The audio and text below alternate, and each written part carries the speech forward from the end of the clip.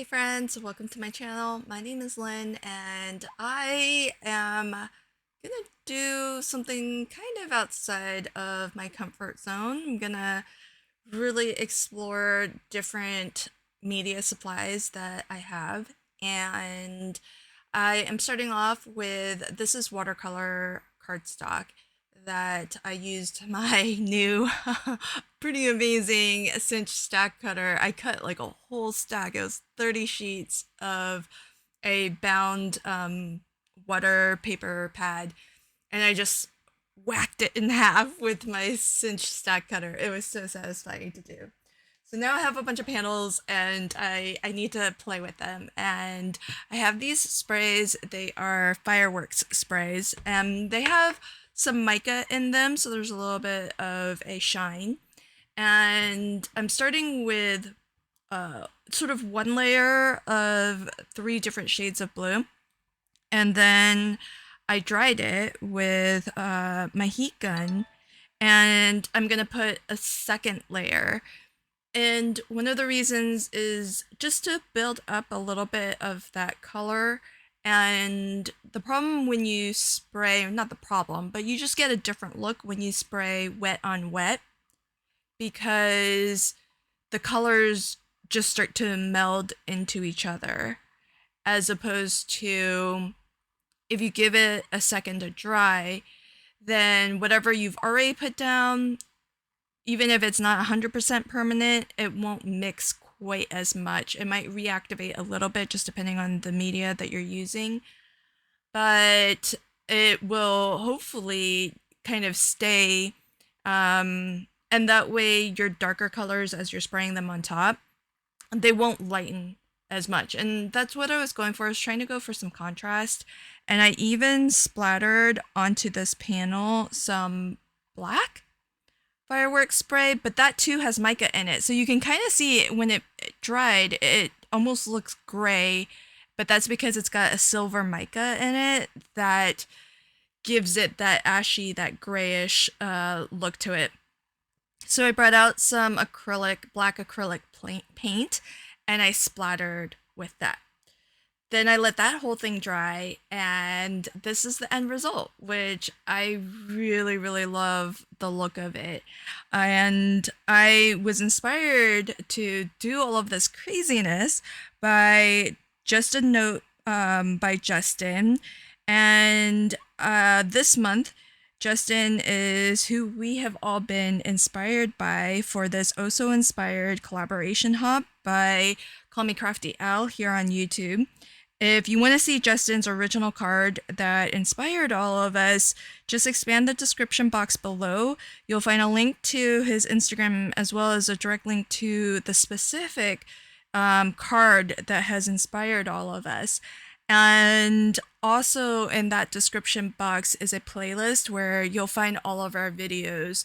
And one of the fun things about this collaboration is that we get to kind of see how each person was inspired by the same piece, which I am always really fascinated by, because it's interesting that we can all be looking at the same thing, but because of our own life experiences, our own, preferences and whatnot, different things will jump out at us. And for me, when I look at Justin's card, that blue background just looked like a lot of fun to do. And I'm actually trying to really case his card. Not 100%, but I think he's got some glimmering or hot foiling, because there looks to be some shine in the flower, but I'm not 100% sure. There's a really lovely, looks like he's colored it. I think it's a sunflower. And it's a Gerber daisy. Oh, I should have known that. Yeah. And so because I dug out my daisy die set as well. And so I'm gonna go very, very mixed media, very abstract. I really like that in the original piece, there's a very abstract background in the blue panel that he's created. but the flower is colored to be very realistic, and that contrast is really, really lovely. I like that quite a lot. I didn't want to do exactly the same thing, plus I don't know that I have a large daisy stamp, but I knew I had this die set, and I got as a gift from a crafty friend of mine, Meg, these really fun different, they're like a handmade paper, very fibrous. And so she sent me actually 2 packs in 2 different colorways, and this one seemed perfect because it's got some yellows and it also has some browns and some greens, which I think worked out perfectly for me to create this layered daisy.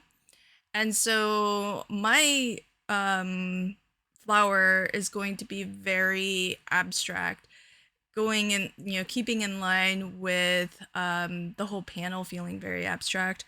And I think the in the original card, I think it's been die cut with maybe a window where you've got the white window frame. I'm not so sure I have a window die. I actually think I do. I just don't know where I would find it. But instead, I just use a nested arch die set, and I cut it from white, and then I took a larger or a smaller size and die cut that from my panel and layered it on top so that it kind of feels like you have a continuous look to the background that's just broken out by that white frame. And I've got this sentiment that's just in a tray of better pressed glimmered sentiments. Every time I glimmer, anytime I better press out some sentiments, I always do some extras, and then I just keep them in baggies and trays so that I can grab one as I need. Now, here's a bit of comedy. I'm gonna leave it in because I just think it's so silly. Look at that big spill. I I didn't even know I had done that until because I was trying to figure out why this wasn't coming out from the nozzle tip, and I didn't realize that as I was inspecting this tip and I was inspecting the bottle, I had tipped out a fair amount. Thank goodness that didn't reach my card. But yeah, it made quite a mess. And the reason why it wasn't coming out is because there's actually a seal on there. And this is another media item that clearly I have not a lot of experience using. It's and I don't even know that they make it anymore, but this is by Imagine Crafts. It's their irresistible Pico embellisher, and the idea is that it's actually acrylic type of acrylic paint. So once you put it down, it creates a resist. I have it in black and in white, but my white, as it turns out, it's super thick. I think it's been drying out some. And with these irresistibles, it's acrylic. It's got that resist feature to it, which I didn't really use. I was just using it for some extra gloss, some extra like really rich dark black, and it has a nice shine to it as well. It doesn't have a ton of dimensions, not like a Nuvo drop or anything, but it's just another fun thing to play with in my craft room. And so that was the theme for me. I saw Justin's card and it felt very very loose, very mixed media. That background looked like a lot of fun to do, so I wanted to have a hand at trying to make one myself. And I'm really happy, and I still have a good bit of that panel, so I can make another card from it. Thanks for checking out my video today.